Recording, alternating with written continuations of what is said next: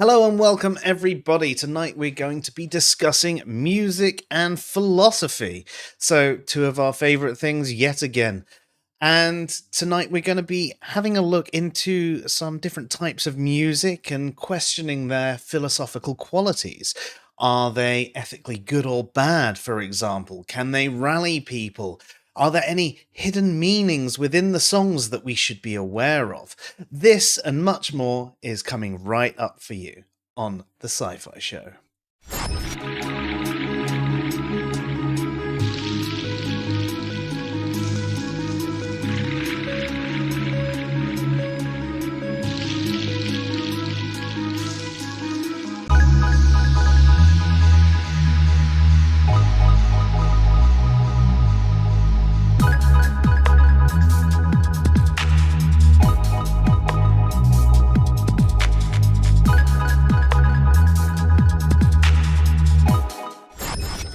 Hello and welcome to The Sci-Fi Show. I'm Joe. And I'm Dave, apparently. I'm Kristen. And I'm Andy. And we're here tonight to discuss music and philosophy. So, two things I know very little about but enjoy greatly. Andy, a little bit of a musician yourself, so can perhaps swing us that way. Loose definition there, I think. I make sounds. That's basically how Dave philosophies, isn't it? That is exactly how I philosophy. I just talk a load of bollocks and hope some of it He sticks. says words, I make sounds. Same thing. According to Wittgenstein, that's all that language is. And don't we just love an oversimplification? Yeah, that's why I do philosophy. So hello to everybody who's joined us this early. It's quite surprising to have people here right at the beginning. Usually we get people joining us about an hour in when we're already talking absolute nonsense. So the nonsense will have to start right now. Nice to see you here, Tim and Nerdy Rodent and Kimmo. Thank you very much for being here. So, Kristen, you suggested tonight's topic. So would you like to kickstart things? No. And that's it. Oh, hey, Dave, as well. Sorry, I didn't say hello to you as well.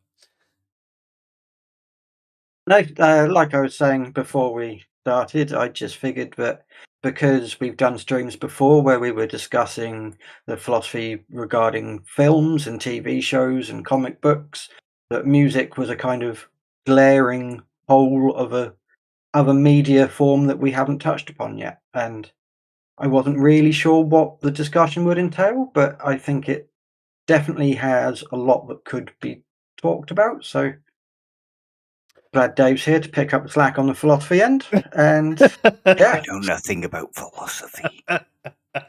All right, Socrates. I stole these from online. I keep telling you, nobody listens to me. You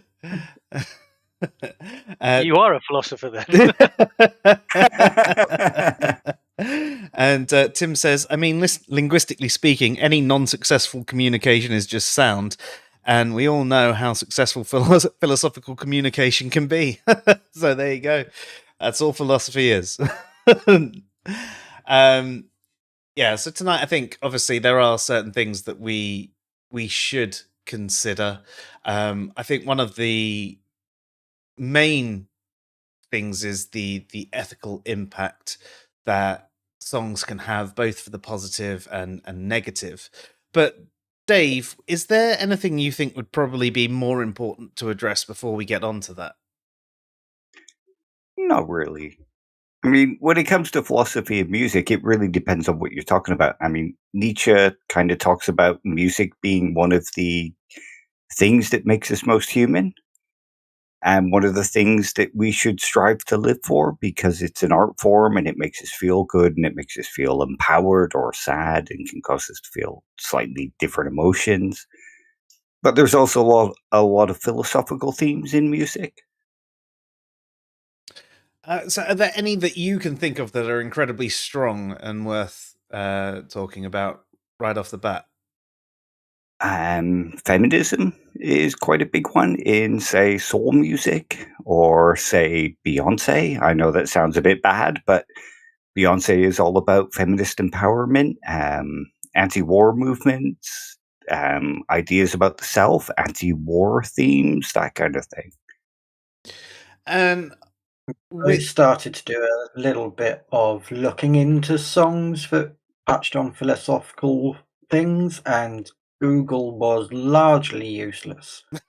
But every list that I saw, regardless of how relevant it was bringing up Imagine by John Lennon, which is obviously mentioning anti-war and also anti-religion. Anti-religion, yeah.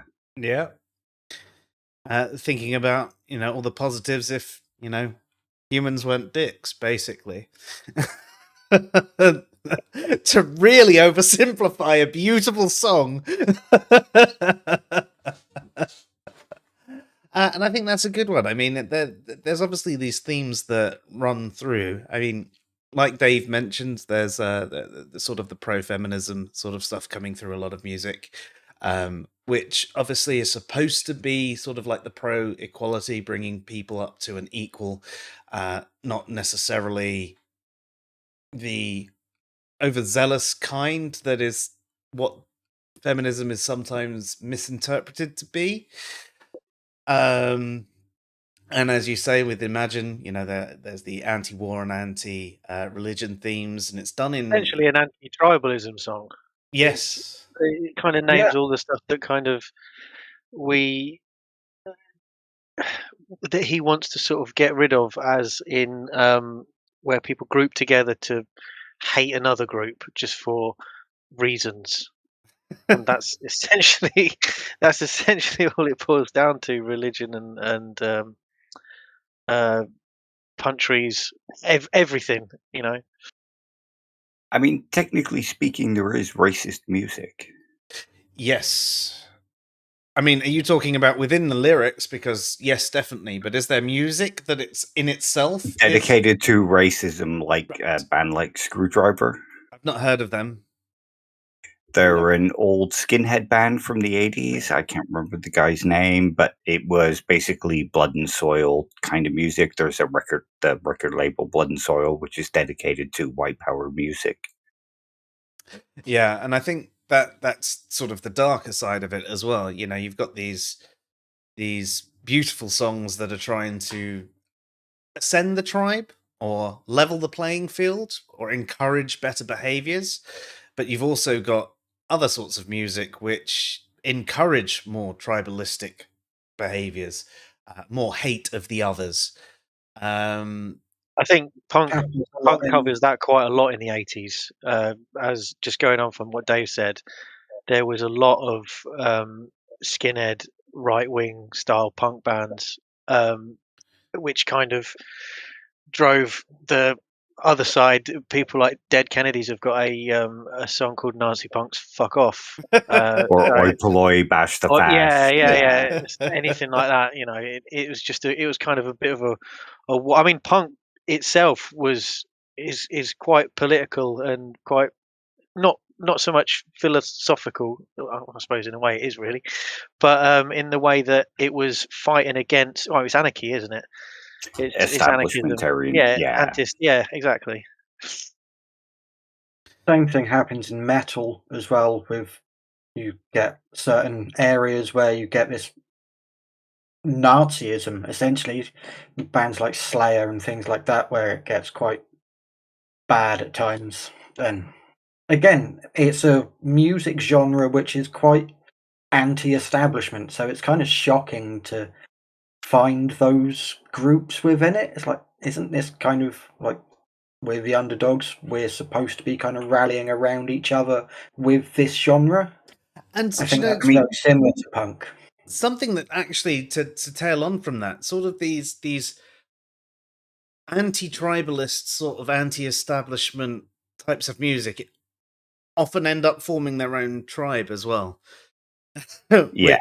I mean, they all want to dress the same. They all want to look the same, but it's anti-image as They're well. I mean, that's what they're Slipknot started as. I'm anti-trendy, but if you don't have the right denim jacket or the right leather jacket or the right back Oh, you can't wear patches, you can't you're wear in the patch trouble. of that band. No, you can't. No. Yeah.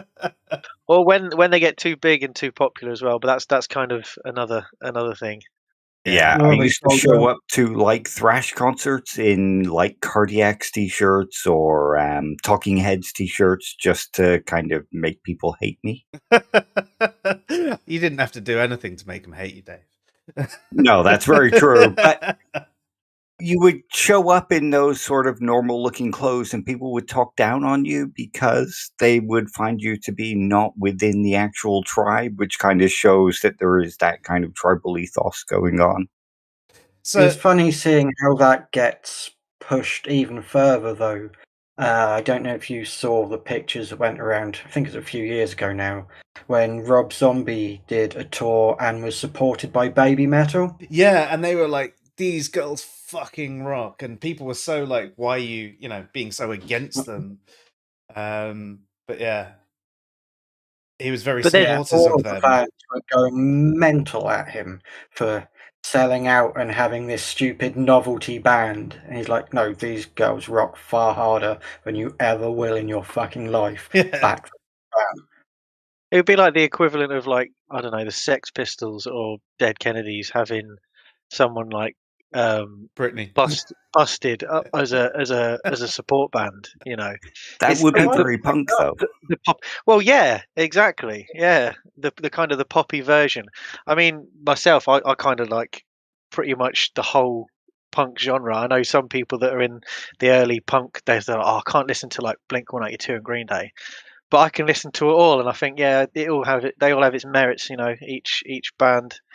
Obviously, there's some that I'm like, yeah, they're a bit shit, but it's all to do with personal taste, really. Yeah, of But course I think it's. hating one band just because they're labelled as such, say punk, but then people say, oh, that's not punk, like elitist sort of mentality. It's a bit silly, bit daft. where the most unpunk thing in that situation is them bitching about people not being punk Yes. because Yeah. they're not part of the right system. It's like, fuck off. But what is punk? I It's mean, you, punk. I mean, in itself, there. I mean, I suppose punk, especially like older punk, had a bit of a philosophy to it, didn't really? As you were saying, it's very anarchist, anti-establishment, and even metal Buck the was. trend, or Yeah. And even metal, at least when I was younger, that's what it was supposed to be. But even still, it's still the people still got absorbed into the trends and certain lines of behavior. And you can't like that. You can't dress that way. And unfortunately, it's people taint the philosophy, as is often the case. Like reading It's, Richard Carrier's blog on ethics. it's how tribalism just takes over again, isn't it? The natural, we're tribalistic by nature, and it just kind of takes over, and just makes it shit. Yes, yeah, most definitely. So I think, okay, so we with punk and metal, we can say that there's sort of a clear philosophy of what it used to represent, maybe, even if it doesn't necessarily represent that anymore. Can you think of any other genres that were supposed to be a particular way of thinking, living, that sort of tried to enforce an entire world, not just individual bands witin a type of music, but actually an entire genre that seemed to have this kind of worldview tied in with it? I think early rock would have been the same, wouldn't it? Like proper rock and roll.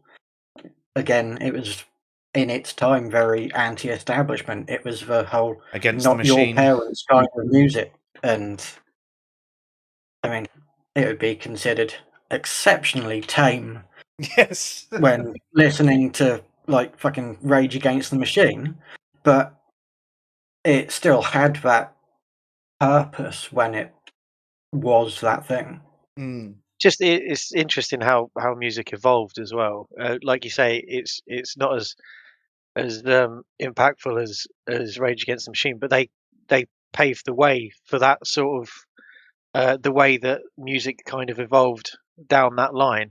I mean, I I remember as like a late teen when the metal scene was new metal, Yep. and there was a lot of thrash metal, and it was essentially some of it was just screaming.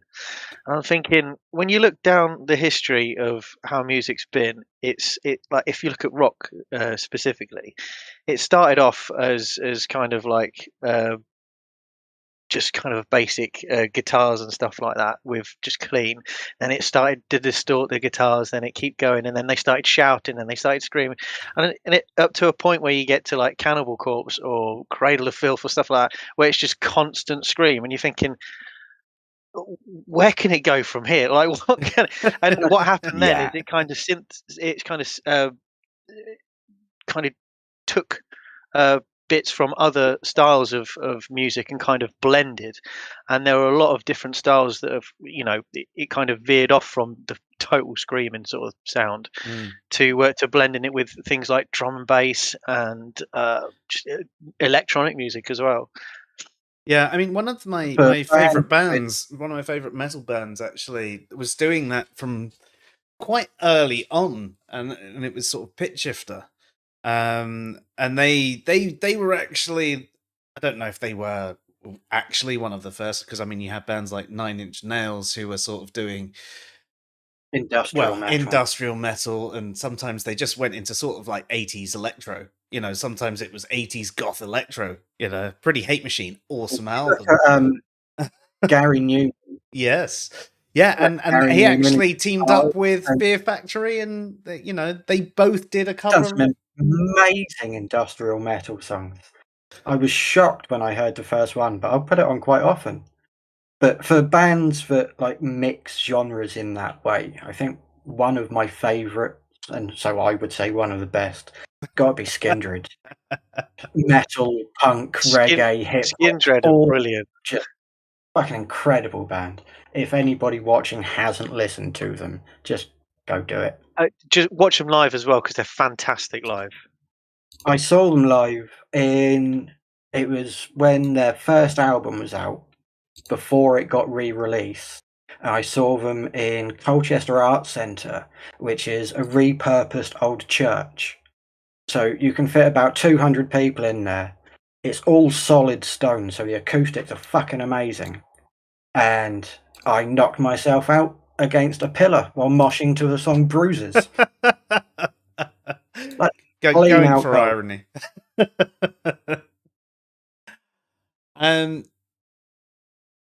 So, but yeah, sorry, carry on. I was going to say, but yeah, that new metal taking that kind of like same with Korn and Linkin Park are another one that I particularly love, which I remember getting mocked relentlessly for when they first came out.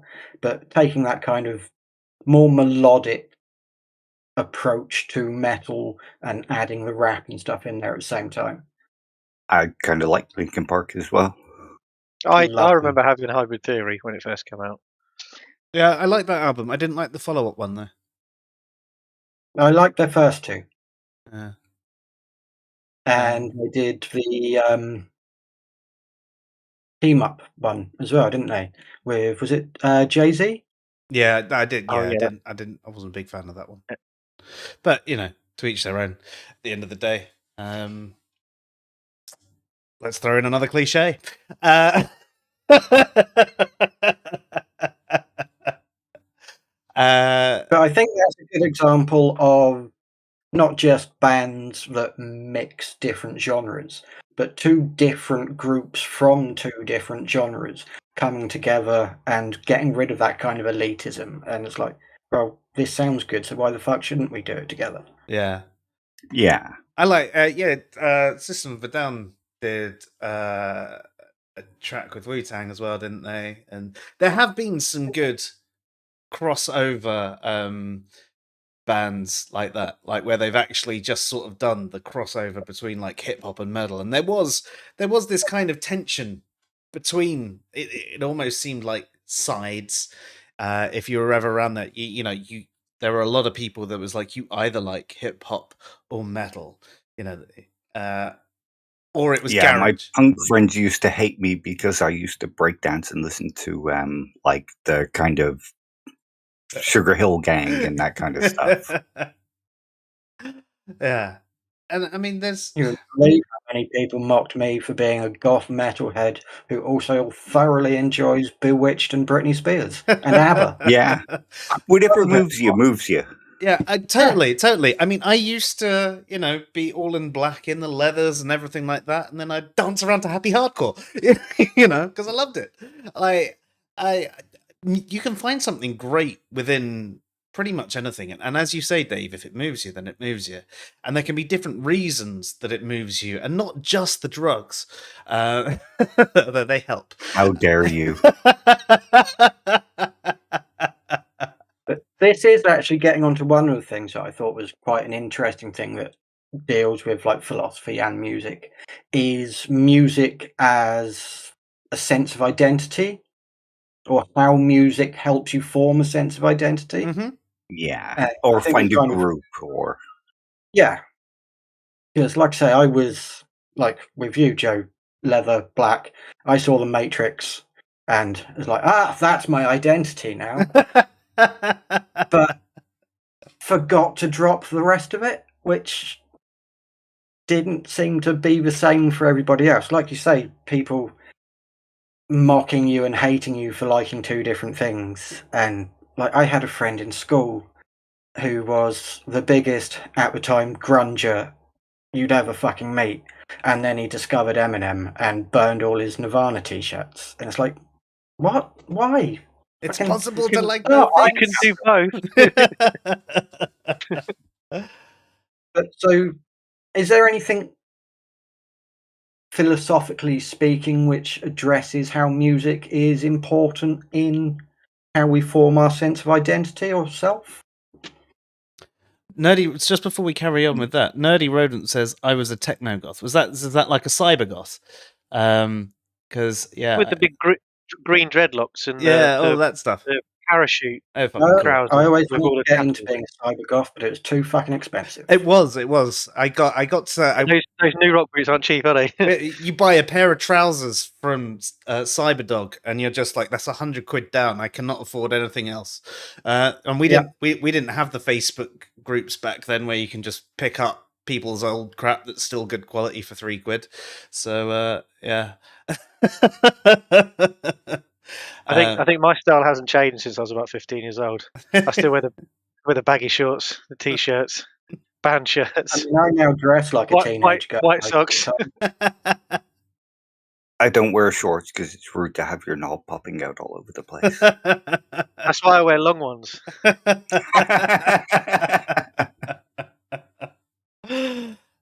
Brilliant. But yeah, I don't suppose I dress too differently except less black, really, and no leather. So yes, I dress quite differently, I guess.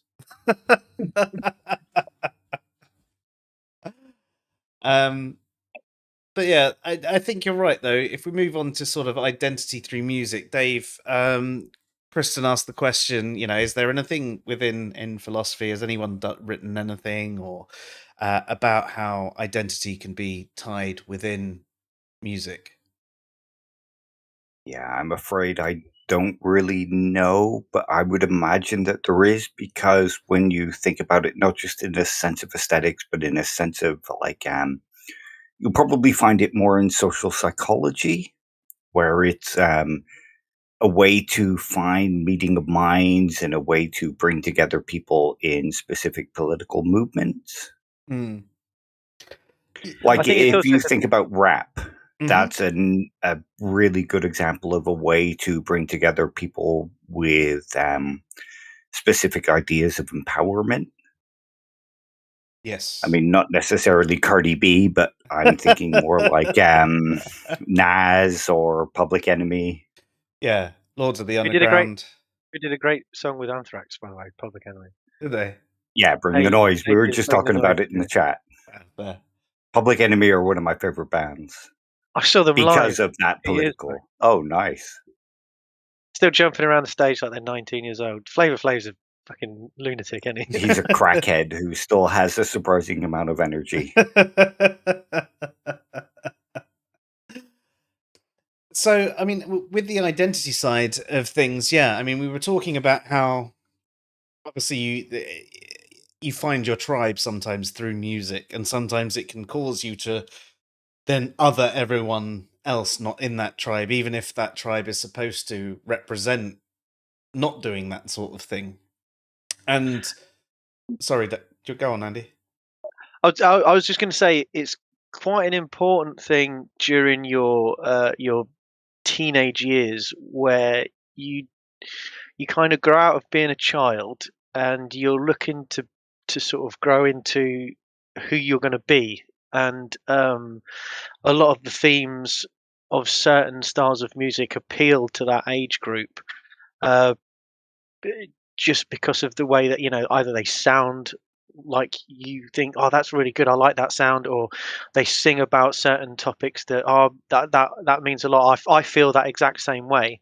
And then I mean, that's one of the things why going back to 20 years now, about emo was really big for teenagers, purely because of the themes of the music, and it's just another way to dress as well, and it kind of groups them together to sort of a lot of the emos that I knew were kind of introvert, and they didn't really kind of they're not they're, I suppose introvert is probably the best way to describe them.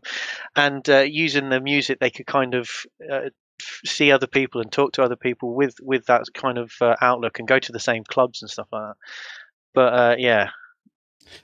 Yeah, I think you're right there. It's almost a way to sort of send up a flag, and as you said, like what the music was saying. I'll be back in 2 minutes. No worries, Dave. There's a lot of anger and angst in a lot of music that can appeal to you, especially through your teenage years, where you are incredibly hormonal and you're going through so much, and you're going through changes, and as you say, you're trying to find who you're going to be. You become completely lost. As a kid, you're so sure of yourself because you're so ignorant of everything, and everything is handed to you on a plate, and then you start realizing that, oh well, it's not quite like that. And people do start breaking off more into tribes at that age. And one of the key identifiers is music as you're growing up. When you're a bit older, it's politics and religion most of the time. But when you're going through your teenage years, music is a key thing, and also the way you dress, and the way you dress can be tied in with the music, and all of a sudden you've found at least some of who you are, and you think that it might actually be all of who you are. But as you get older, you realize, oh no, that's just a part of me. But it's still a part of you, and you might. It kind of becomes a phase, but it will always kind of intrinsically be who you are when you were younger. And I mean, I still listen to the albums that I listened to between the ages of 15 to 21. So that those years, and before that actually as well. Yeah, that's fair. I mean, those albums weren't. Oh, sorry, go on. I was just going to say, it makes me wonder, listening to some of them, if I had, say, Slipknot. Would I like Slipknot if I heard them for the first time now and hadn't had that real fucking heavy attachment when I was a teenager?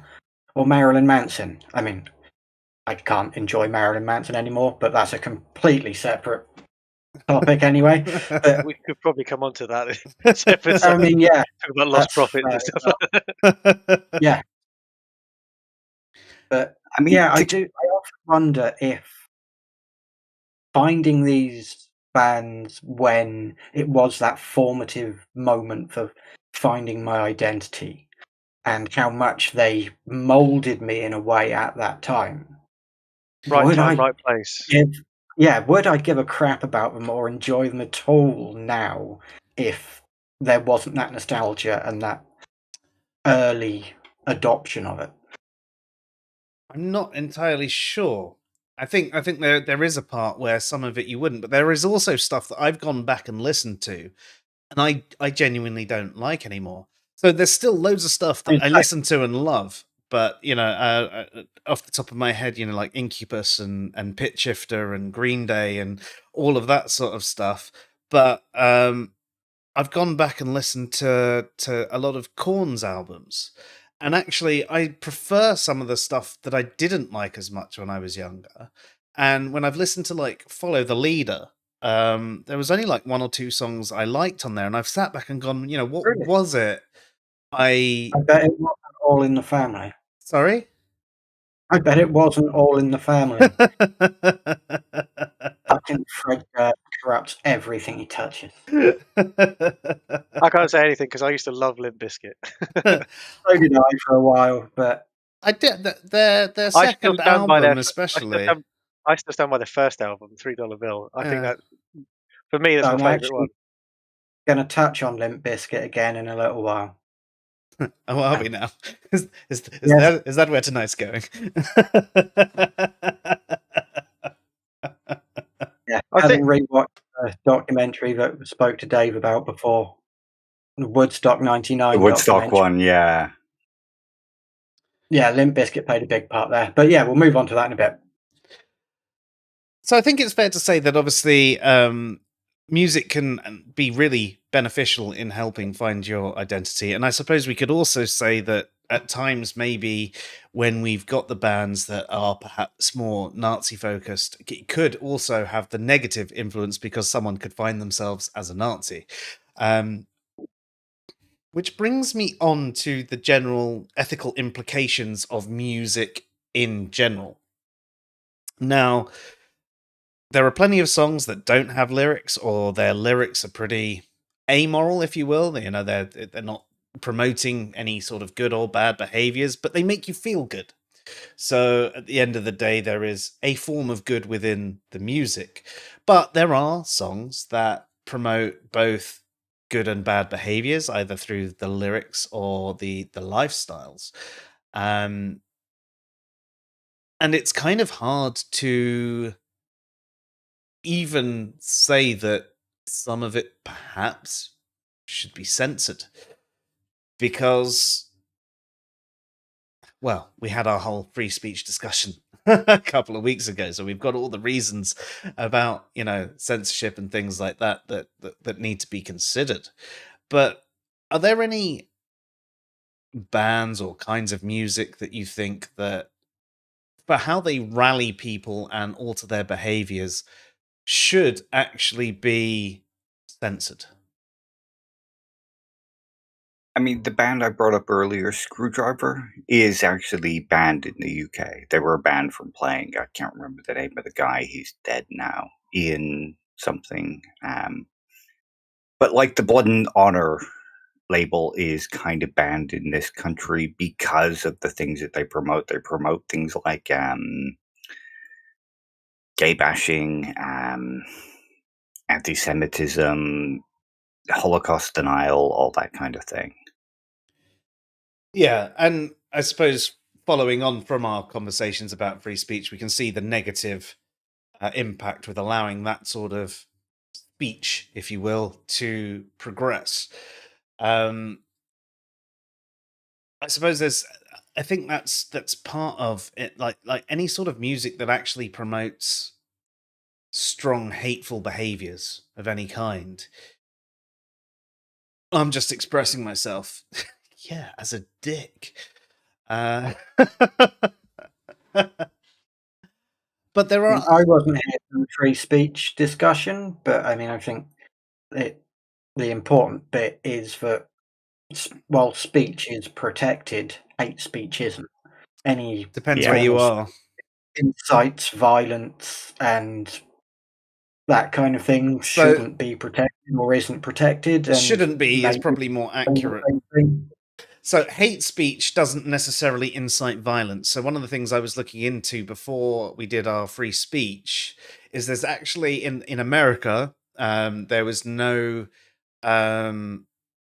hate speech law. So you can say hateful things. The only time that you can't is if they think it's going to result in an immediate negative effect, sort of like an endangerment clause. If you're going to put people in danger by what you're saying, so say hating people, being a complete bigot, and anything like that, it's protected until the point where you cause a bunch of people to storm the Capitol.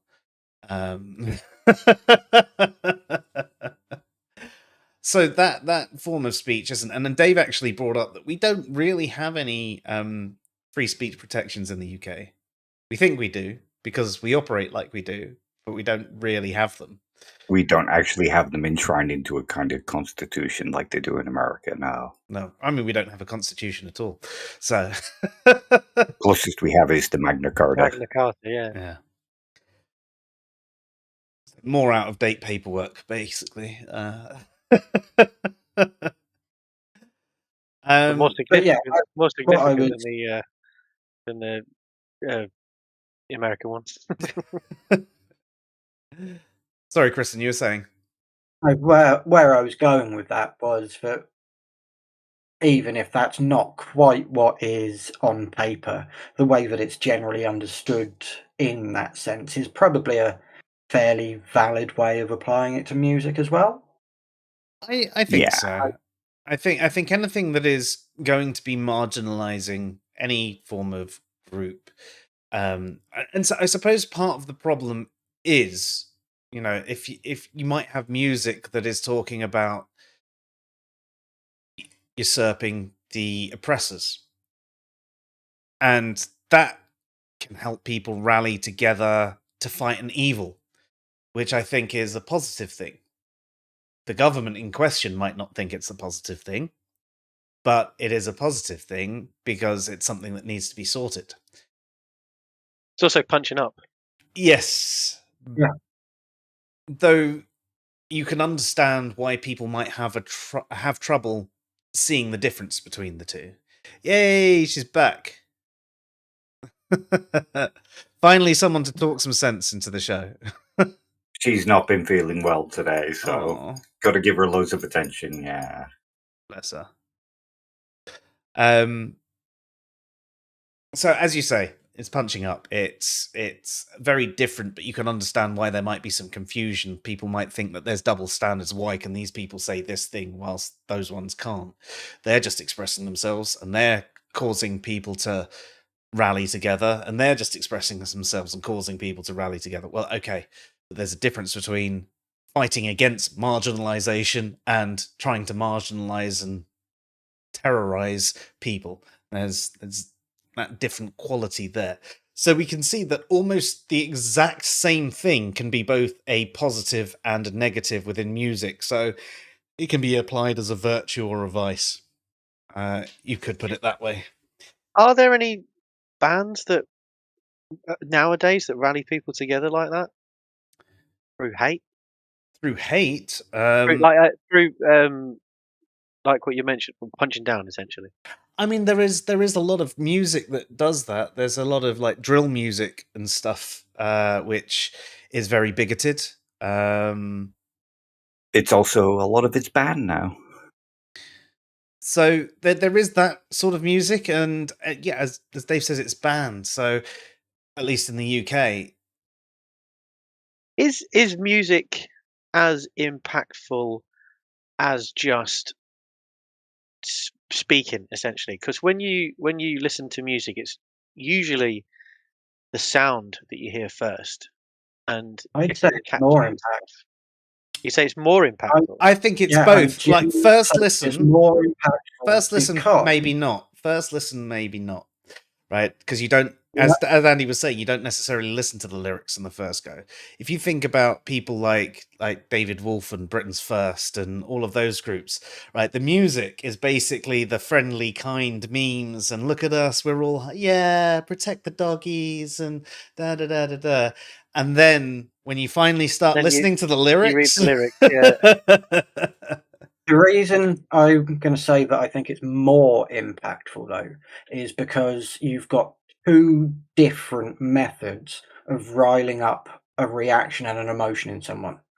A good speech can rile up your emotions. A good piece of music with no lyrics can rile up the emotions. So if you've got both of those things happening at the same time, then it's got to have more of an effect. I agree. I mean, think about movies, right? If the sad bit in the movie didn't have any music with it, you wouldn't feel as sad. You genuinely don't feel as sad.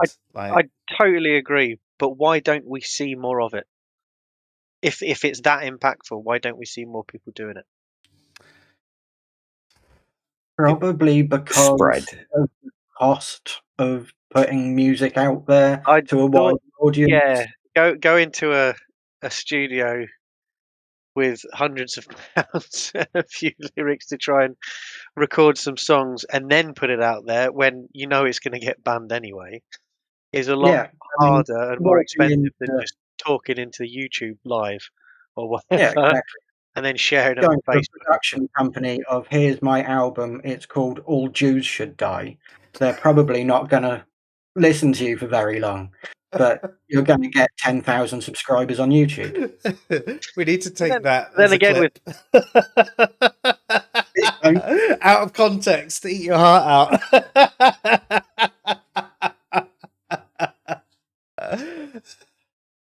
But yeah, it's got to be. Even though I do, like I explained, think it's genuinely more impactful, the reason there's not more of it has to just be difficulty of making it and getting it out there to a wider audience. I mean, you can still get like your home studio type things that you can still record on. Obviously, it won't be as good a quality as a proper studio. But another thing is generally people that can write just music that's impactful and can rile up the emotions tend to be quite smart, and you don't think people that are bigoted, etc., are really intelligent enough to do that sort of music. Potentially, yeah. So, Nerdy Rodent is talking about how about if there's no lyrics whatsoever. So, I mean, we briefly touched on that. Is there any sort of philosophy within music with no lyrics together? I mean, we already discussed how it can have the impact on your emotions anyway.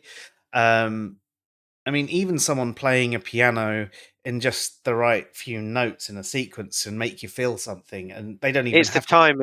It's the philosophy behind music itself is maths. purely the emotion. Well, yeah, it's the emotions that it can stir up.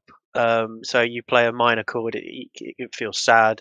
You play a major chord and you feel happy. You play a tune in or a solo in a major chord and it sounds, oh, this is amazing, sort of thing. Or in a minor chord it sounds depressing, or anything, any kind of emotions that it can stir up. Just and timing as well, sometimes that when you don't play exactly to time, if you play just off the beat, it can stir up a different emotion, sort of an anxiety type of emotion. If you play certain notes that are dissonant together, it can be Discords. very unnerving. I mean, they use that a lot in horror films where they play kind of notes that are quite low but just slightly different pitch, and it can kind of make you feel uneasy. But I think that's mostly what music is, really, to do with the emotions. I just wanted to touch on something very briefly, which is a little bit of a tangent, but you mentioning about how minor chords make one feel sadder, whereas major chords make one feel happier. I don't know if any of you ever look up songs of minor chord versions of pop songs. Brilliant. And the other way around as well. There is a guy, I'm trying to find him on my Amazon Music at the moment. It's something Holfelder. And he does like Every Breath You Take and Firework by Katy Perry and stuff like that in minor chords. And Brilliant. holy shit, they are beautiful. Have you heard Like, as well? Like Teen smells like it smells like Teen Spirit in a major chord as well instead, or something like that. They sound like ska. It's just like happy pop punk, basically. It's brilliant, but it's nice hearing how like it does change the tone. I also find actually with minor chords, they can also sound they're sad but hopeful. There's a few of my favorite trance tracks. I mean, I think most of my favorite music is usually in a minor chord, but it's done in such a way that, you know, there's no lyrics in this. You've got nothing to hold on to other than the music itself. And as you're saying, it's about the emotion of the music. And these tracks, they're sad, but there's like this hope to them as they build and they swell. And That's the resolution at the end, isn't it?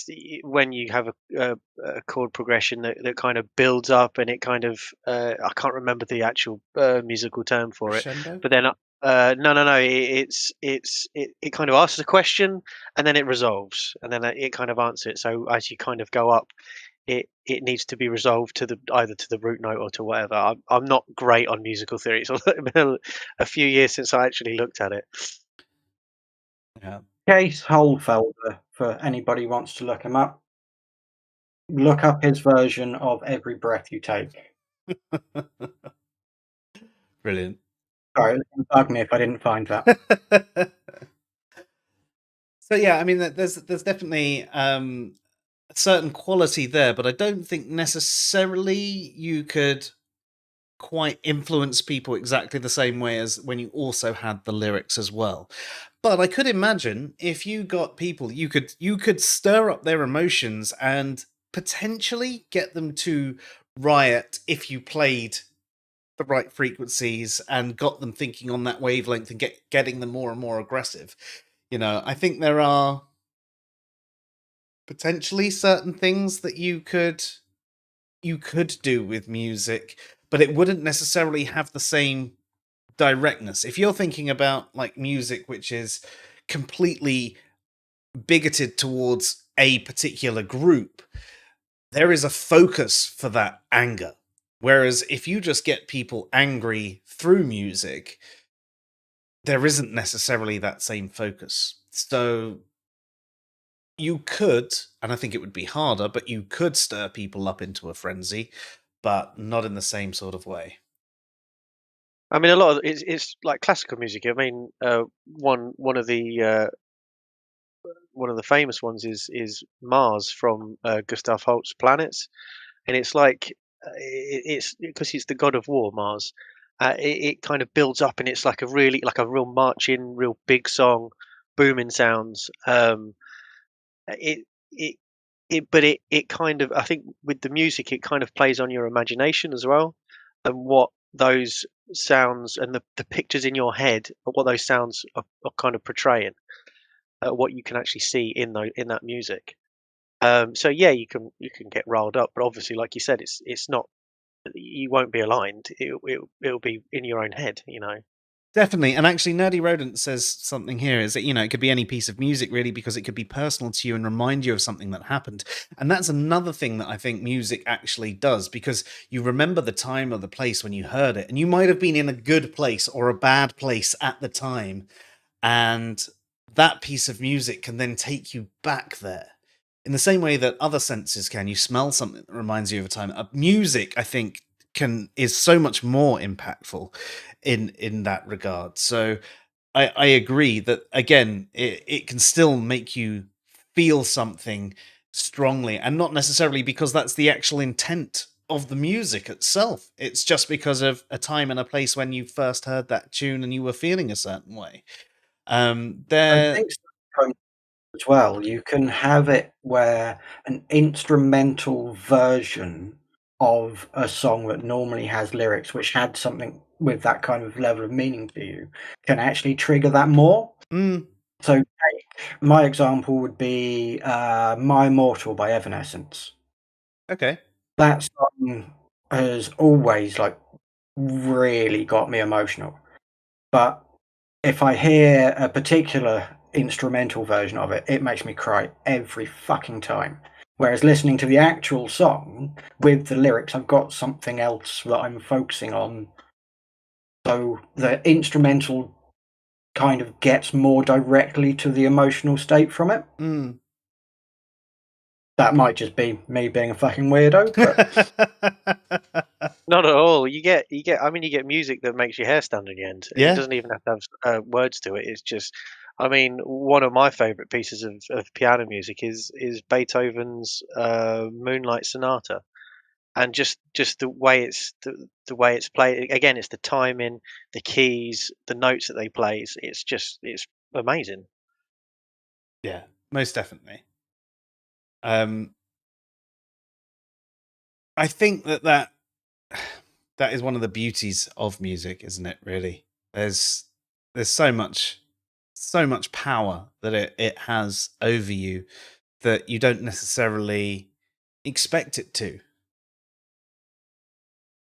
because it feels somewhat incorporeal to you, doesn't it? You know, it's also not universal as well. You don't have tangible to as speak. You such. don't have to speak the same language, even as the person singing, to listen to it and think, "Oh my god, this is such a good song." It's true. I mean, a metal band that I used to like was Imundos. They're Brazilian metal band, so everything was in Portuguese. But damn, the bass and guitar on Fondacal was just like, fuck yeah, you know, you like really get into it, and then you sort of try and translate the lyrics, and it doesn't quite come over well. If you don't speak the language, you don't quite get it.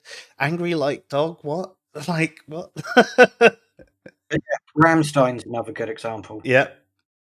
Of their huge global following, and I imagine less than 1% of their fan base probably speak a word of German. And again, like you say, translating it, the song Svita, a chorus of hermaphrodite, hermaphrodite, I can only impregnate myself on a Wednesday.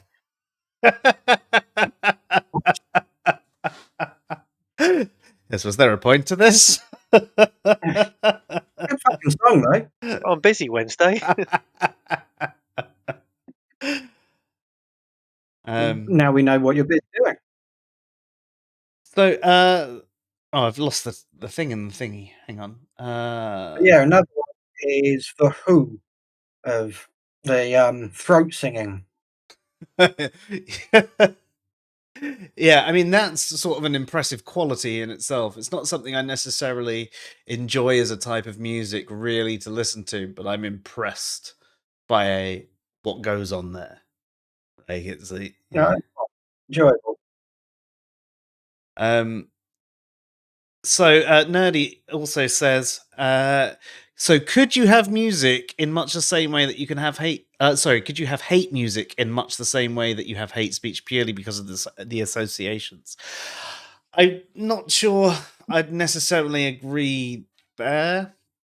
Music on its own, without words. Yeah, that's the bit where I'm coming stuck. If you've got a purely instrumental track just because it stirred up particular emotions, I think the only way you could do that is if, say, for example, a particular track was played in, I don't know, some sort of like concentration camp, if you will, and then and it was that, and then it made those people go back into that. But then, even then, is that the music or is that the conditioning? You know, I don't necessarily. Yeah, I was going to say you could use it as some form of conditioning where, like, if there was a piece of music that was shown to make people feel more angry and you always played it when showing a specific minority group.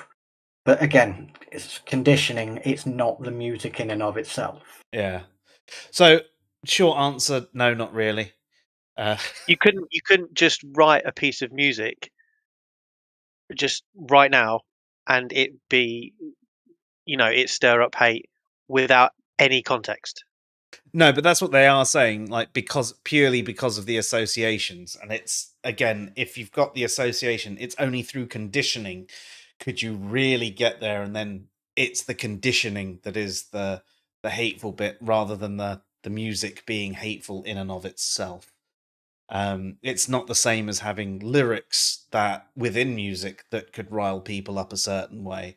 You're conditioning them to the sound. And as you say, Andy, it's giving that music context. Unless the brown sound exists. That did come up in the chat earlier. Did it? I'm not seeing the chat.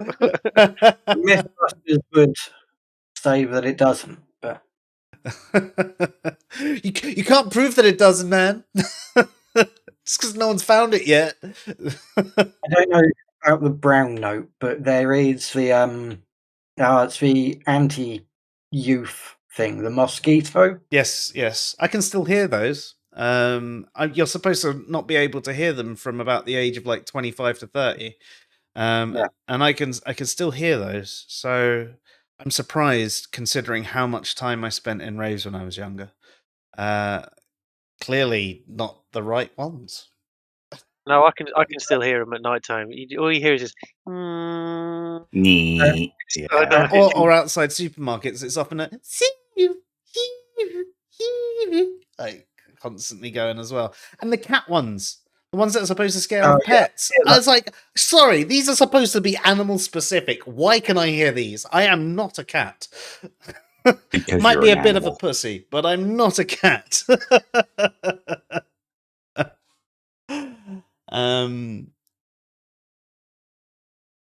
So Kimo says, I find scents and aromas probably more evocative than music.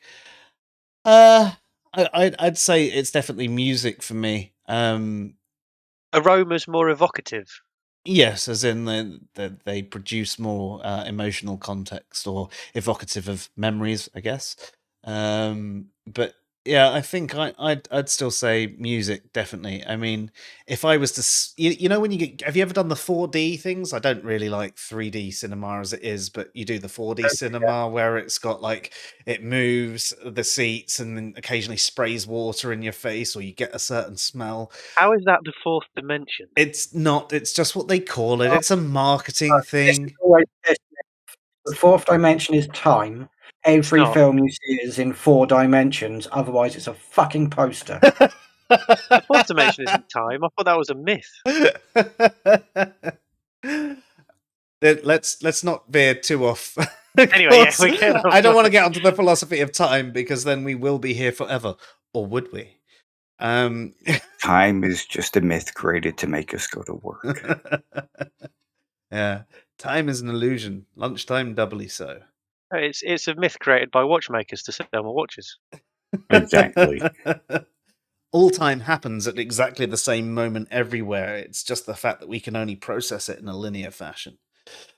Yeah, but things happen just before you see them. Did you know? Because of the time it takes for the light to get to the eye and then processed by the brain. Fish can hear you thinking just before you sneeze. Is that why they mimic you by going?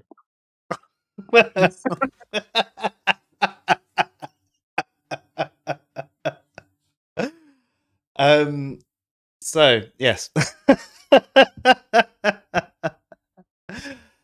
We've taken a step into the absurd, haven't we? Yeah, which is where I love to rest, but unfortunately, that's not tonight's stream.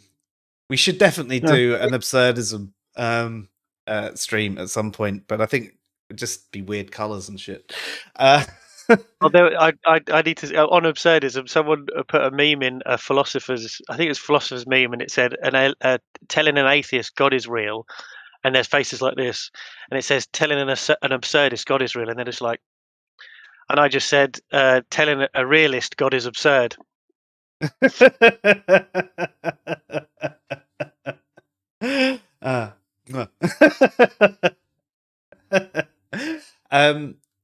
So with music, we've obviously covered how it can help you find your identity. There can be certain positives and negatives. We've covered off like how music without lyrics can still be impactful emotionally, but it can't necessarily rile you up to a specific cause or ideal. The best you could do is be conditioned, and then it's the conditioning that's having the impact. So it's just that the music becomes the trigger as such. So we can also see other things within music where it sometimes preaches breaking the law. Now, we covered off that sometimes it can be good to usurp, people in power who don't necessarily deserve to be in power, who are doing bad things, if you will. But what about music that's encouraging negative behaviors, be it, stealing or other things that might cause people to come to harm? So I think this is a good segue briefly to talk about the documentary. The Woodstock one. Yes. So I don't know if you're very aware of what happened with Woodstock 99. I'm not, but actually, this is the perfect time to take a brief pause and refill my drink. So I'm going to quickly put us into Be Right Back whilst I go and get a drink, and we will be back on air in 2 minutes.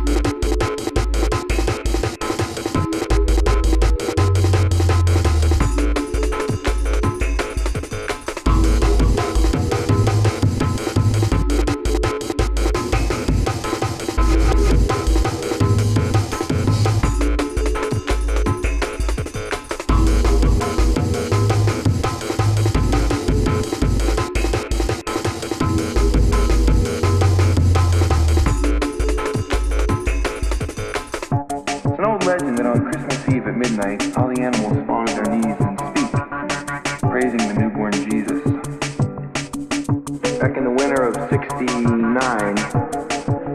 My dad was serving a short time for a DUI, and I don't know where my mom was. Anyway, I was home alone Christmas Eve, and I stayed up extra kind of late to see if my dog Buddy would talk. And he did. I don't remember his exact words, but that's not important. What matters is that a 7-year-old boy experienced his own personal epiphany. What's my point? Well, it's that Christmas reveals itself to us each in a personal way, be it secular or sacred, whatever Christmas is, and it's many things to many people. We all own a piece of it. It's like, well, it's kind of like Santa's bag. Inside there's a gift for everybody. My Christmas wish for you tonight? May your dog talk.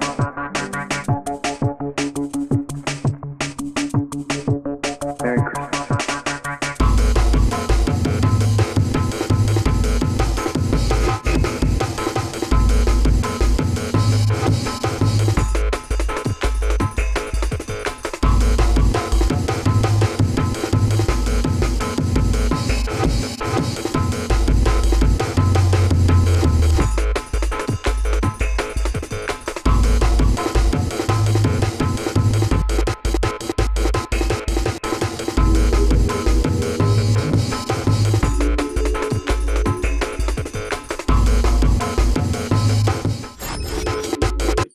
And we're back. Sorry about that.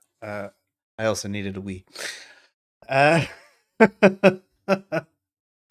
So we were having a chat about music and its influence and how you can find your identity, how it can bring people together, make you feel things, how it can rally people for both positives and negatives. And I was just starting to talk about how there could be certain negative impacts within music. It could influence you to do things that you might not have otherwise done without hearing something like that within the music. And Kristen was bringing up Woodstock 99. So take it away, Kristen. Yes, so I think this is possibly the perfect example of how music can be used to influence and rile up a crowd into doing things that they otherwise wouldn't. And I mean, it might not just be the music, because the whole thing around Woodstock 99 was kind of set up to not go well. You think of Woodstock and you picture this big, nice green field and all these hippies and lovely music, and then people turn up to Woodstock 99 and it's on a disused airbase with a bit of green, but otherwise concrete everywhere, hangars, and it's not what one pictures when thinking of Woodstock. Mm-hmm. But Or any also festival. well, yeah.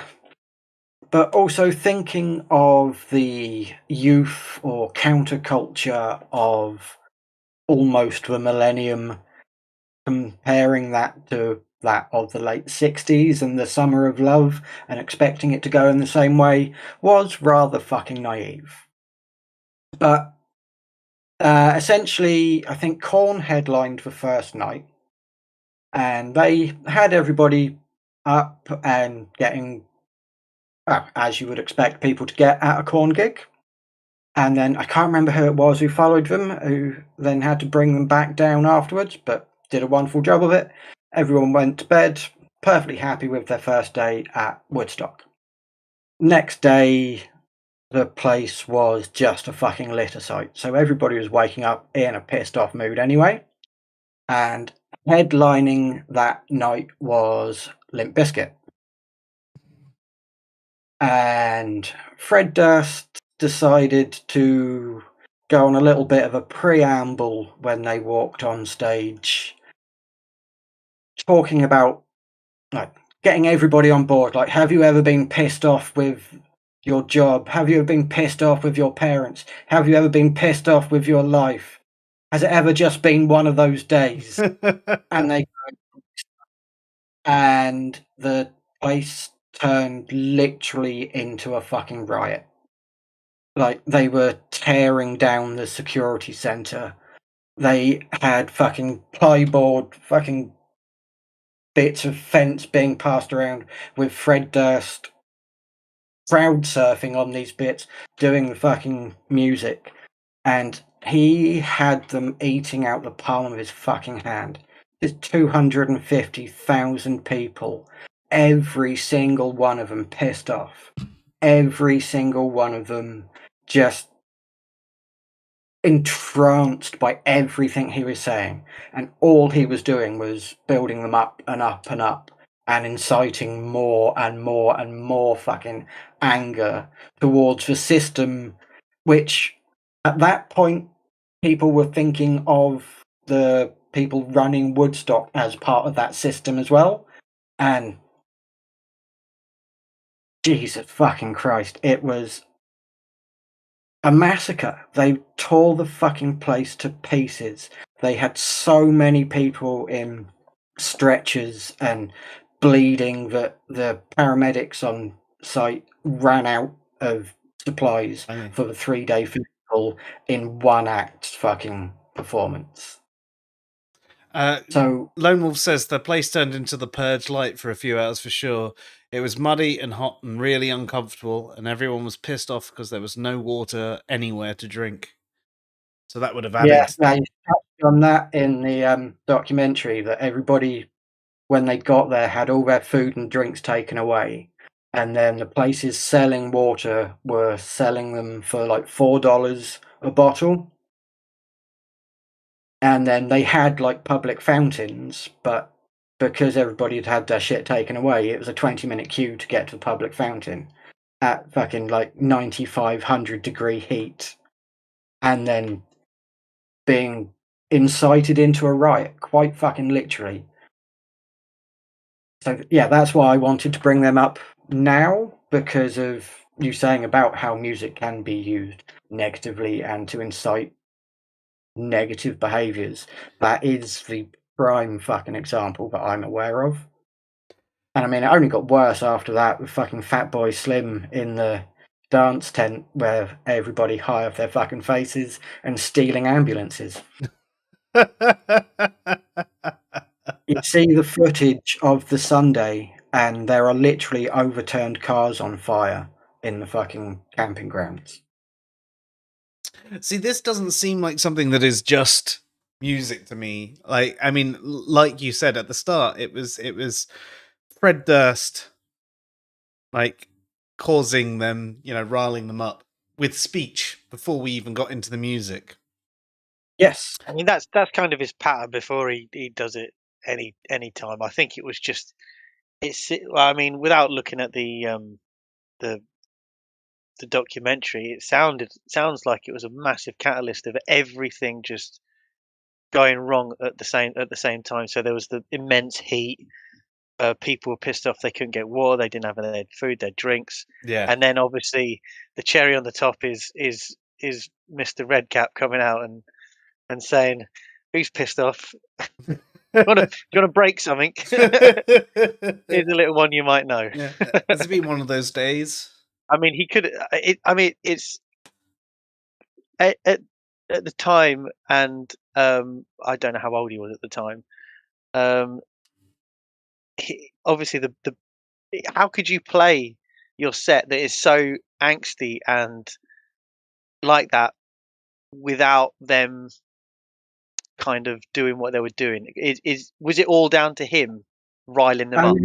It's hard to say, because a documentary is always going to have somewhat of a narrative and a bias.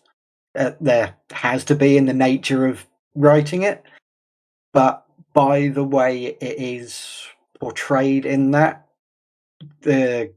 he could have stepped in to try and bring the energy down a bit, or to do something instead of just continually encouraging it more. Encouraging. Yeah, I think why I mentioned his age is that if he would have matured a bit, I don't know if he has or not.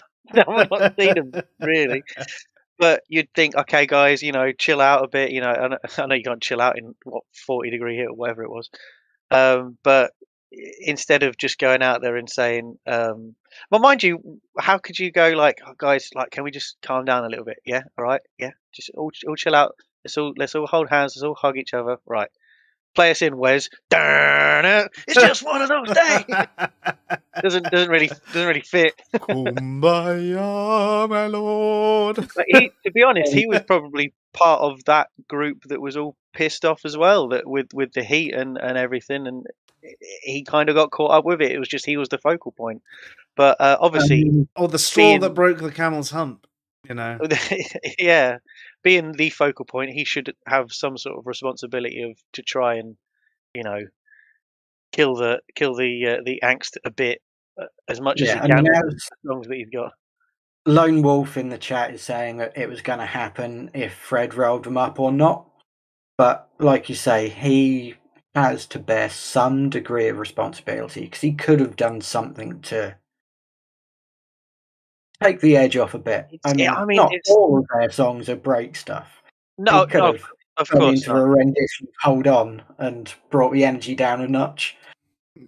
Well, from the documentary, you kind of saw that he was getting off on the ability to actually control that crowd.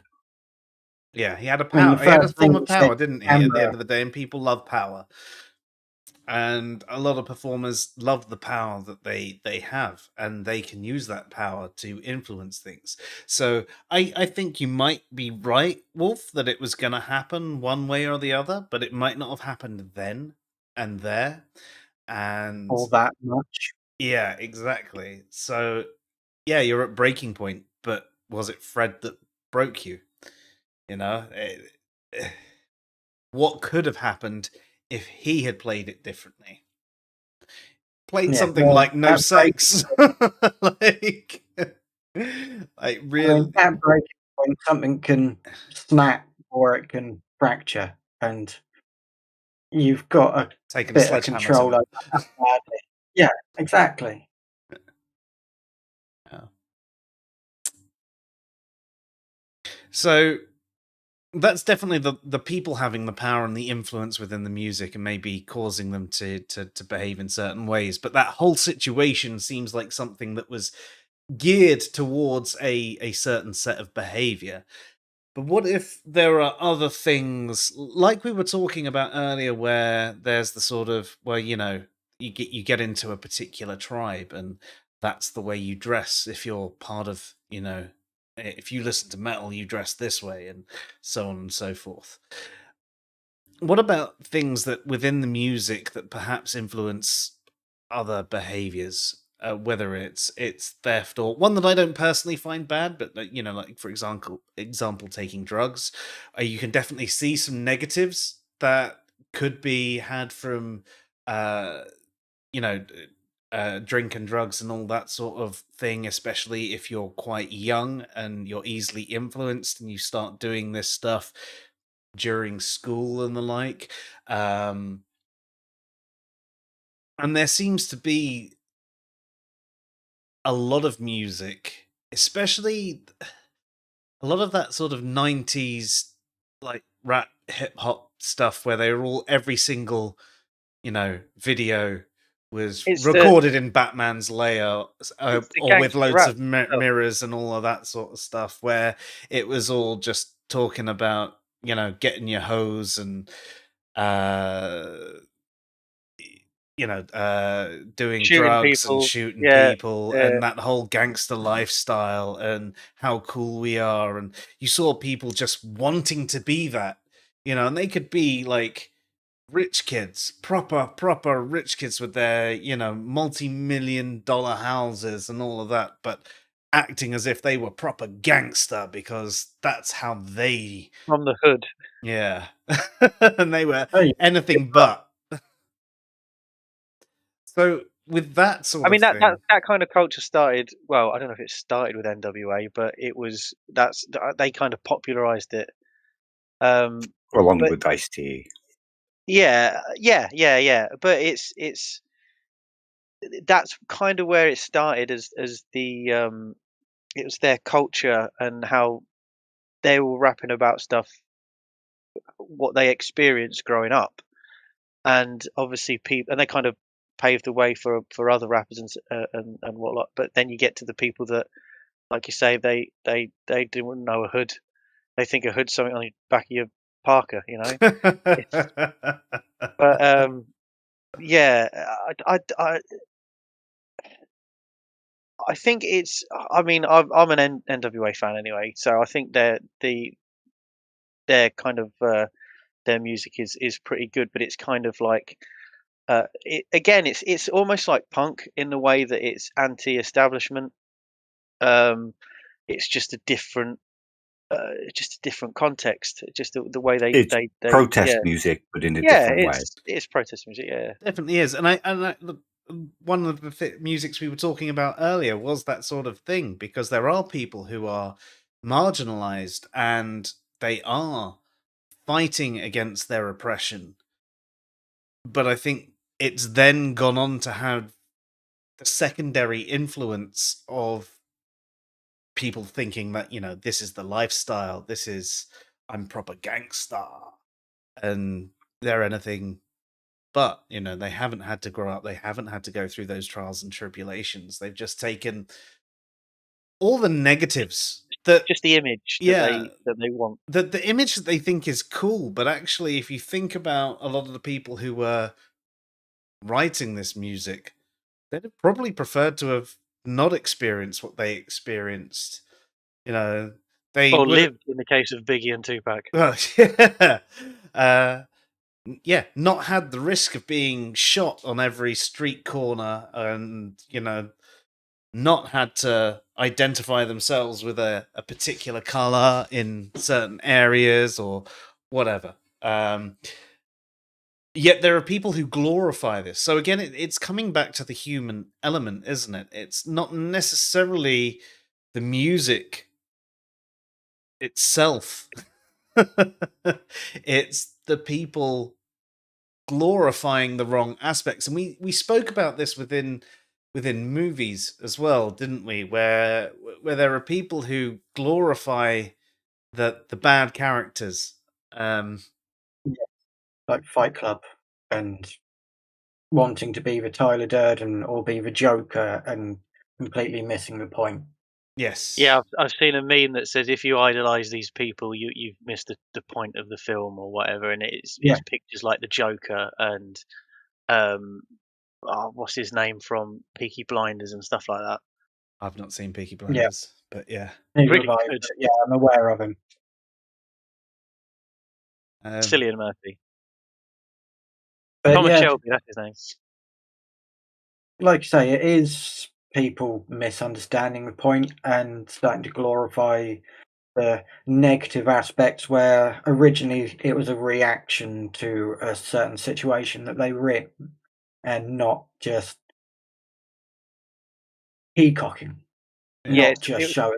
It's a product of the situation. Yeah. Yeah. I mean, that's one of the things I used to like about a lot of the old school rap, was the fact that it did seem like a short story.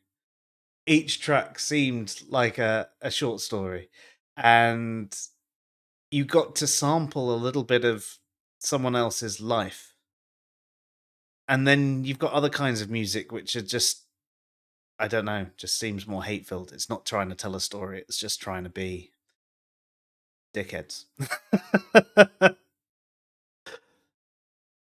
Gangster rap was originally a kind of warning about getting involved in that lifestyle.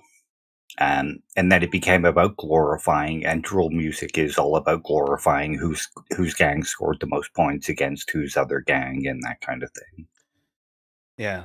It sort of lost its intent, hasn't it? Like the original intent.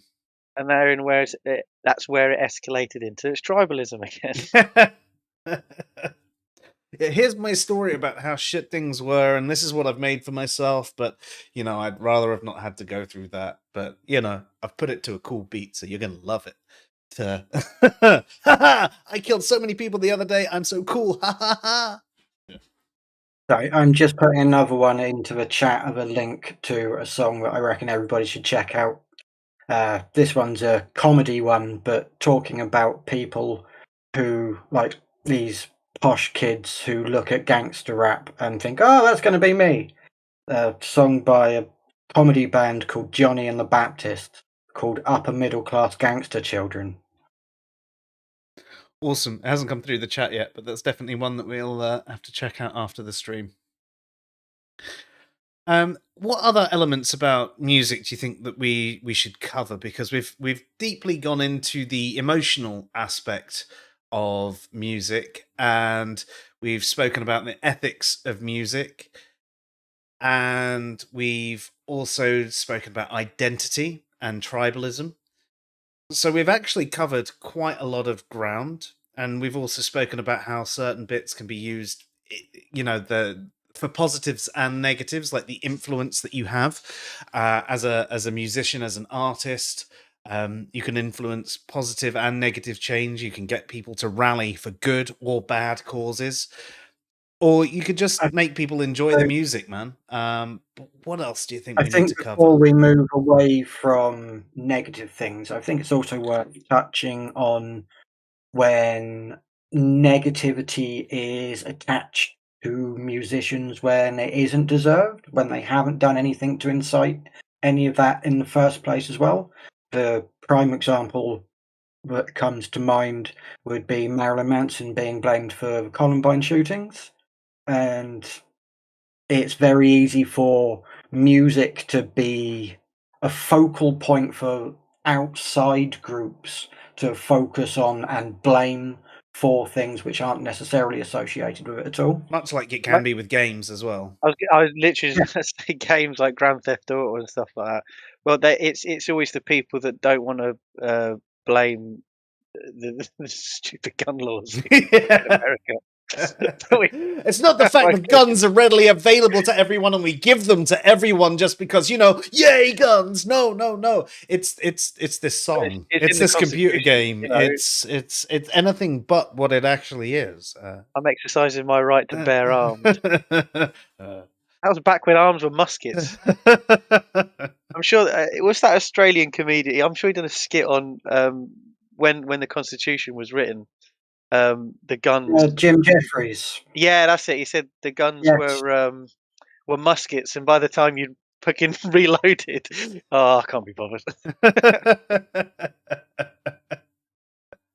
Yeah, he was the one that we spoke about when I was on the last stream about comedy, and I said that he had a rather good bit about trans people. Yeah, he's a very clever comedian who does incredibly crude jokes, but smart as how. Yeah. So yeah, sorry, I thought that was a relevant thing to bring up briefly before we moved away from the negative impacts and. So yeah, the people being blamed for stuff that isn't their problem. I suppose the other side of it as well is,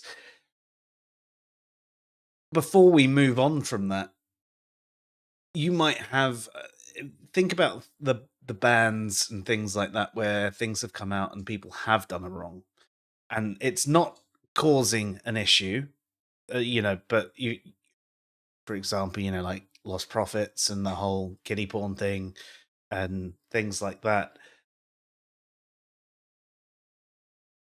There's obviously the music they've had has had an influence in your life. Not necessarily them, but I'm sure that there have been plenty of artists who've come out and done something that is so morally bankrupt that you can't stand by them. You can't give them money, but you also still can't help the fact that you still enjoy that song and you hate yourself for enjoying that song. Because you're Marilyn Manson, exactly that for me. Because I mean, he was accused by quite a lot of women a couple of years ago, I want to say, of really quite fucking abhorrent shit, like locking them up in cages and leaving them as punishment and just treating people as fucking animals. Didn't he try and pass up a CNC? Maybe. But he was a real fucking formative one for me. When I was like 15 years old, I was planning on having the symbols of all of his fucking albums tattooed across my back. I was wondering if it was possible to get surgery to look like the cover of Mechanical Animals. Shocking that I came out as trans, right? But again, identity. There was all of the Slipknot and the System of a Down and all of the other things around there as well. But Marilyn Manson was that fucking peak for me. I was reading his books. I was getting all the interviews, all of it. I was just 100 fucking percent in, and I cannot fucking enjoy him now. And I'm trying to make myself get to the point where it's like, well, he's not making money from this. It's okay if I listen to a CD I already own. But fuck me, it's difficult. Try to separate the artist from the art. Yeah. Yeah. You want to do that, but at the same time, you want to do it in a way, as you were saying, Kristen, where they're not getting any benefit from what you listen to. Yeah, exactly. And like you mentioned, Lost Prophets as well. I mean, I never had that fucking attachment to Lost Prophets, but they had two really fucking good songs. I can only remember one of them. I remember Shinobi versus Dragon Ninja. Yeah. And Makes Up Progress. Oh, Rooftop. Okay. Rather different fucking song, and I think some slight chemical altering is probably why I enjoyed Shinobi quite as much as I did at the time. But had a good riff, to be fair. It did. I can still hear it in my head all the time. I can still play it. It also doesn't help that we also have a system at work, and it's called Jacobi.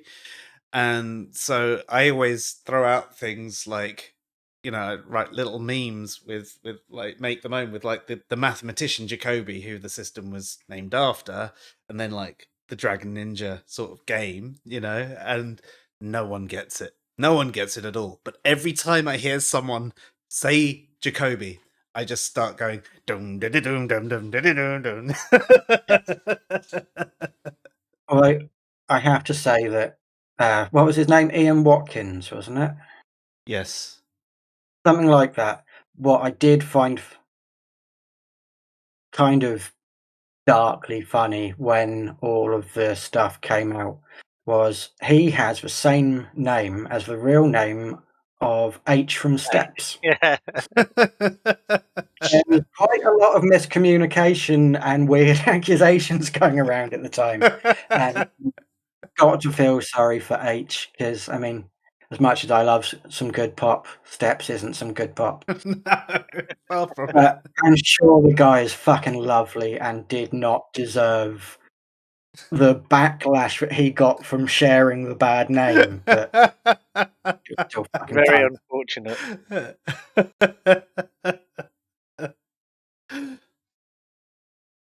I also have fond memories of being a child and listening to Rolf Harris LPs. Yeah. And watching his Art Attack, was it, or whatever it was called? It's Cartoon Time. I can't. Oh yeah. And he used to do the drawing, and then you'd watch a little bit of Bugs Bunny or something like that, and then he'd bring out his wobble board and be like, and that, Yeah. Am I the only one who heard the news the other day that Rolf Harris was dead and thought, wasn't that years ago? No, yeah. I didn't even know he was dead. So yeah, he died last week, I think, and really? I was like, I'm sure that happened like 5 years ago. I did think he died a couple of years ago, yeah, but obviously not. Yeah. Oh, that he came back, fucker. God, Rolf Harris is Jesus. Now, there's your contest quote. Yeah, I mean, Rolf Harris is probably a Jesus that many fundamentalist Christians would follow over the real Jesus. Can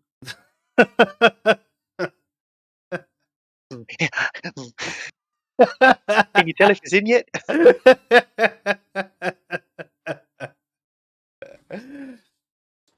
So I love his fried chicken, by the way. His fried chicken's great.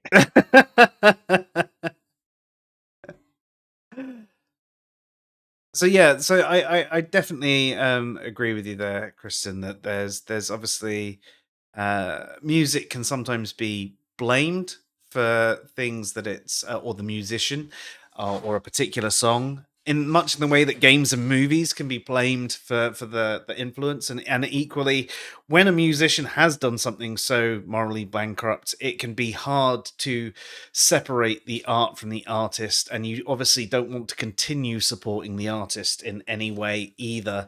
And if you'd found out about it now, you wouldn't necessarily listen to any of their new stuff. But when you've got an attachment to your childhood with a particular song or a particular band, it can be much harder because it feels like it's part of you. And their other acts aren't actually related to the things that you liked about it. And yeah, you can sort of tie yourself in knots at times about what do I do, because I want to listen to this song, but I don't, but I do, but I don't.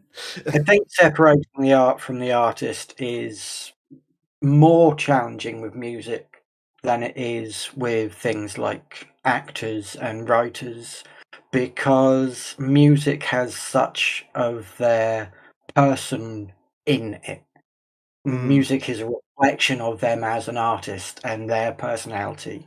So I personally find it more challenging to separate that than I would from an actor who does shitty shit. Well, that's because it becomes part of your personality as well, doesn't it? Yeah. You identify with the band, you identify with the lyrics, you identify with the scene. You are in a group of people that all like that sort of thing. It's not the same sort of thing when a Hollywood actor does a certain thing. I mean, yes, okay, you might have certain franchises which might have a following. You might have like Potterheads or something like that like to go around dressed as the characters from Harry Potter that now feel like that they can't because she's a TERF. But even then, I still don't think it's the same sort of thing as the draw that like a band or a genre of music might have to you, and the group of people and the part of your identity it formed as such. So I yeah. agree. The writers are writing about themselves and their feelings and them. And when you're, like I mentioned earlier, you're a teenager and you're trying to identify yourself, you obviously latch on to the stuff that you align with. And if, unfortunately, if that's one of them, you've got either a decision to make, I guess, whether to carry on listening and manage to separate, or if you can or if you can't, and you have to, like, if you go off them totally and have to stop listening to it. I was a massive Michael Jackson fan when I was about 5. I used to have the LP and everything, but like he was, nothing was proved in him, so it's a little bit different. And I'm not, let's put it out there. He was a great musician. He was a great artist. He still got tracks that I think are great. Still got tracks that run round my head. And again, like there's obviously with him, there's so many other layers to it. He's a deeply damaged person. Absolutely, yeah. Grew up. Well, he didn't really grow up, did he? He didn't really No. have a childhood. He was thrust into fame from the age of about what 5 or 6, I think it was, really early when he was heading up the Jacksons. Yeah. Which, And then of course, didn't isn't he an have an abusive excuse. father as well, I think? I believe so. But Which, yeah, which of course isn't an excuse for if he did any of the things he's accused No. of. But a reason doesn't necessarily have to be an excuse. No. I mean, this is one thing I sometimes, like aside from this conversation, explaining a behavior is not the same as excusing a behavior. And Yeah, exactly. quite often, if I've done something wrong myself, I will try and explain why. I'm not saying what I did. I'm not excusing myself from what I've done. But I'm trying to understand myself what led me to do the thing that I've done. you know. But I think people sometimes miss What did that you do? fact. I like when you get angry, when you smash something, when you hit someone, or like I'm sorry, I called your baby ugly, but I'm autistic, and your baby is ugly.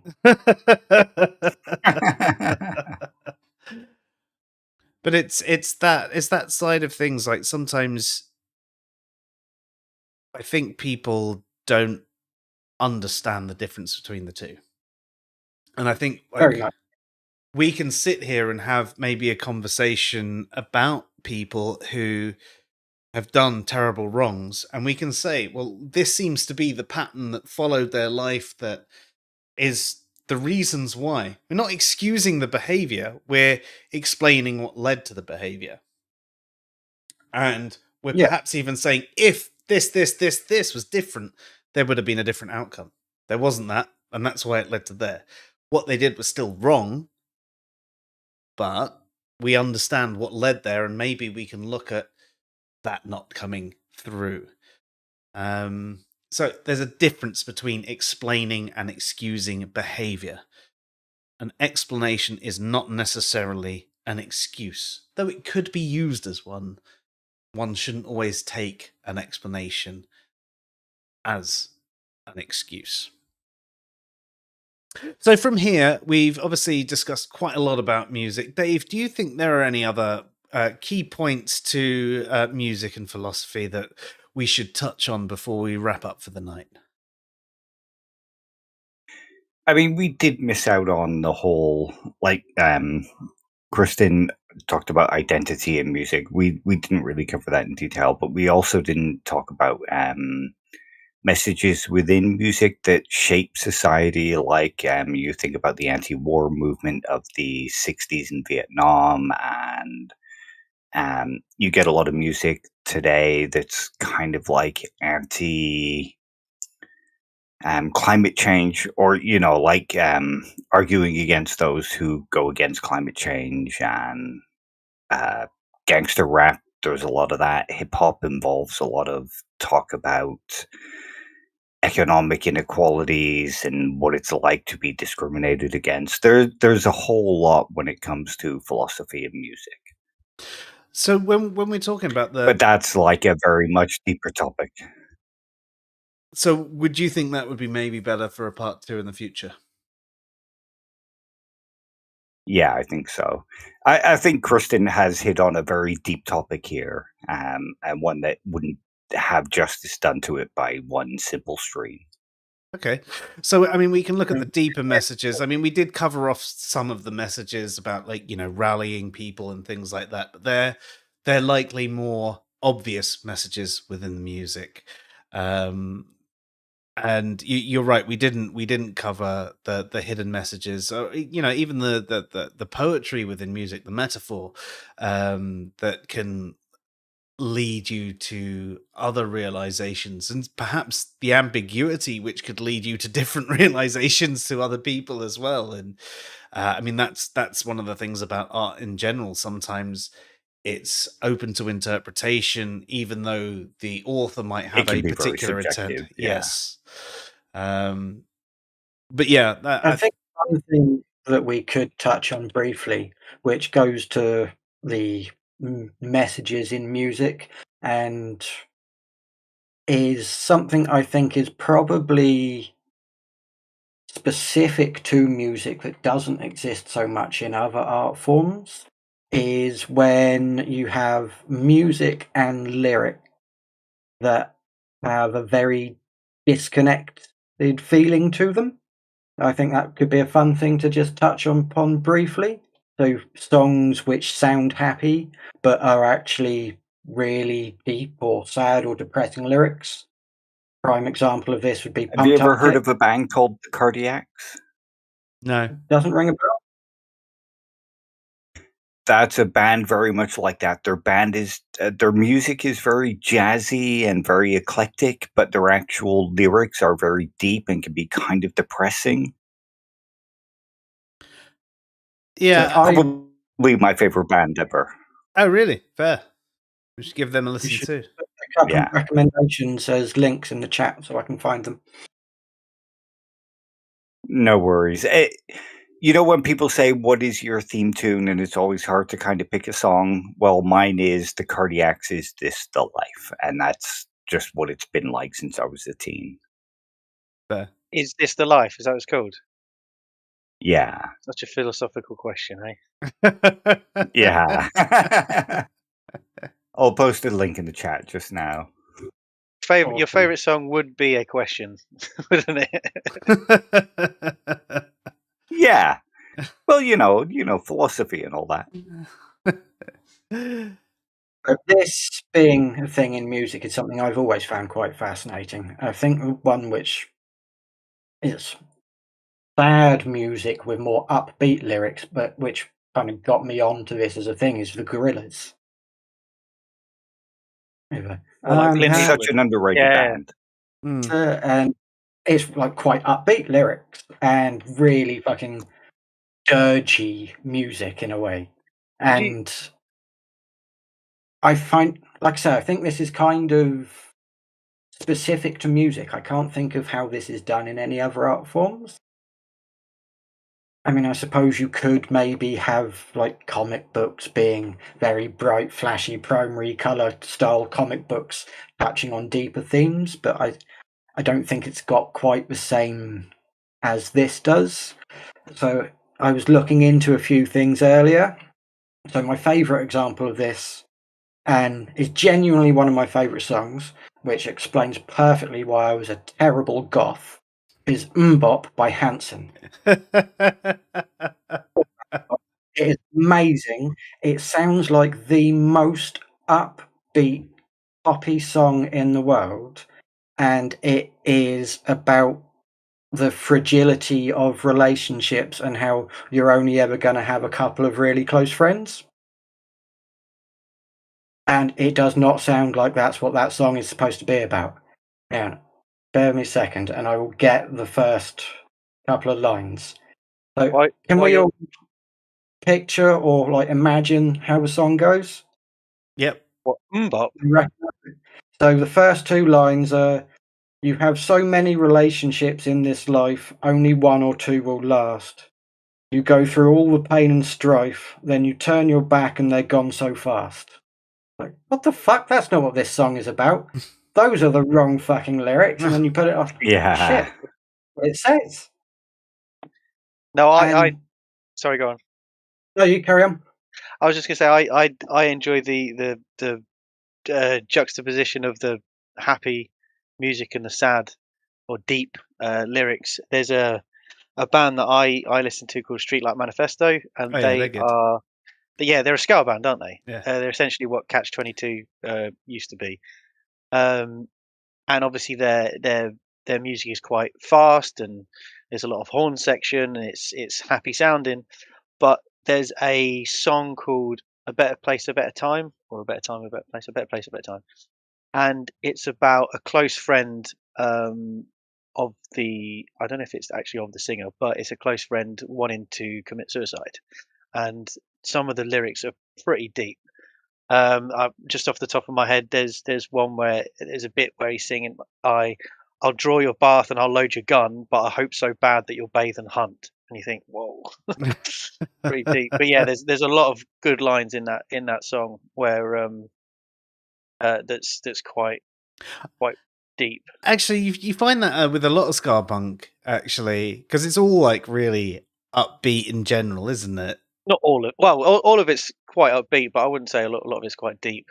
No. But I mean, like the music as a genre is like generally upbeat and happy, unless they do sort of a half tempo and just go straight into ska rather than ska punk.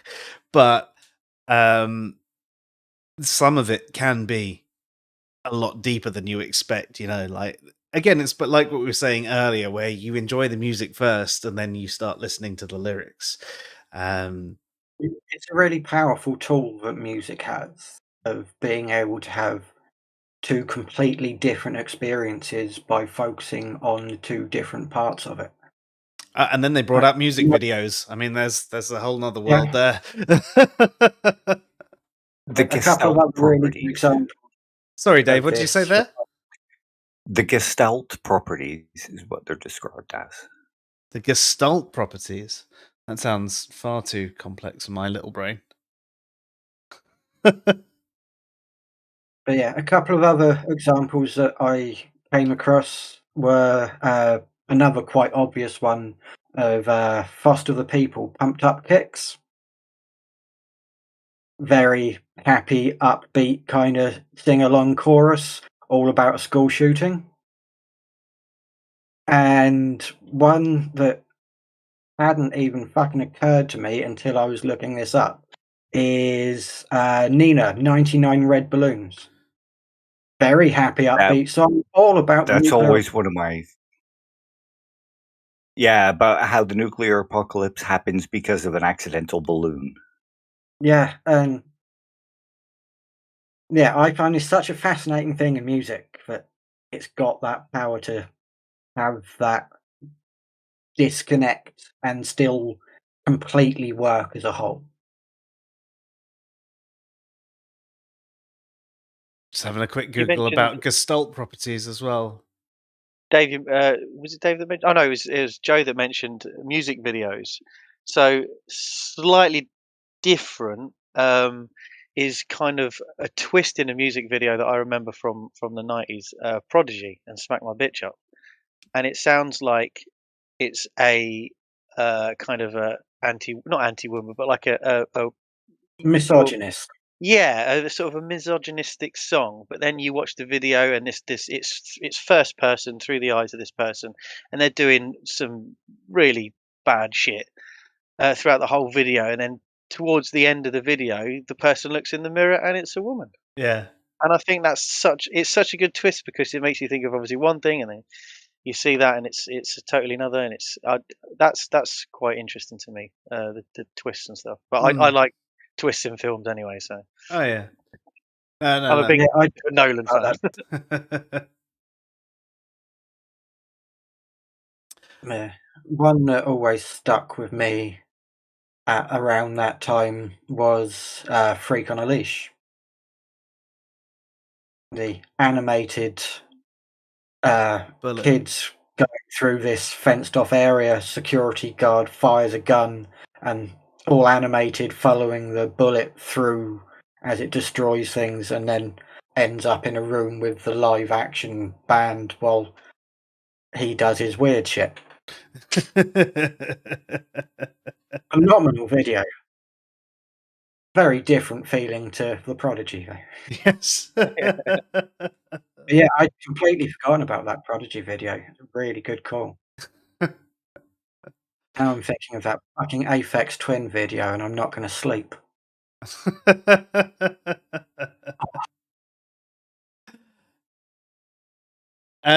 Right, so were there anything else? Anyone in the chat have anything they wanted to bring up or ask before we end, or was there anything else that you thought that we should cover off before we end tonight and decide to come back to a deeper look into the hidden messages within music in another stream? Nothing that I can think of. Okay. Either of you two? I think we brought up everything that I'd thought of. Awesome. Well, so Kimo says that they are opposed to slapping video images onto music. I'll interpret the song fine by myself. I think that's okay, but then this comes back to the whole subjective element of art. Sometimes you miss the author's intent, although sometimes the video isn't anything other than this is kind of cool, and it isn't actually anything to do with the video either. So yeah, I do agree that there's a certain amount of interpretation that is fun and healthy to do with any form of art, not just music.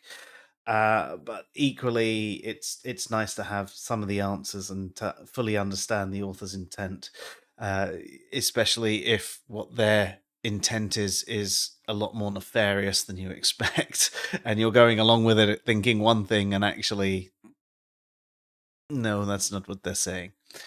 That's that's just me, I guess.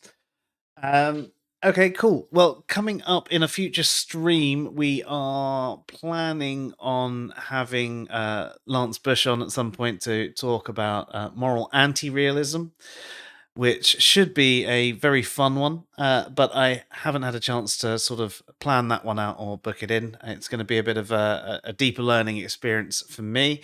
And who knows, maybe you'll see me twist my head round and change my mind on my moral stance again. Other than that, I don't know if we've got anything else coming up. Couple of articles on Answers in Reason. I say a couple, I think I've got about 20 as drafts, which I need to finish off and publish. But that's about it from me. Do any of you have anything else coming up? I know, Dave, that you've just finished your last exam for the summer, haven't you? Yeah, I handed it in like last Wednesday, I think it was. So I've started writing a bunch of stuff and I'll start recording it, but for the moment, I'm just enjoying the break from having anything official to do. Awesome. So make sure you check out Dave's channel as well. And so you can find him on YouTube under Trolley Dave. And some of them are also posted on the Answers in Reason channel under one of the various playlists like Armchair Philosophy. And I think you've posted under another one as well, haven't you? Could be. Yeah. But awesome. So that's it for us tonight. Thank you very much, everybody who has joined us in the chat. And I've enjoyed your interactions. I do apologize if I haven't had as much chance as usual to answer anything as we've gone through the stream. And thank you to the three of you joining us here tonight. It's been absolutely great. And yeah, that's it. That's it from us. You've been watching the Sci-Fi Show. I'm Joe. I'm Dave. And thank you, Christian, for suggesting such an interesting topic. Thank you. It's been a pleasure to discuss it. Have a good night, all.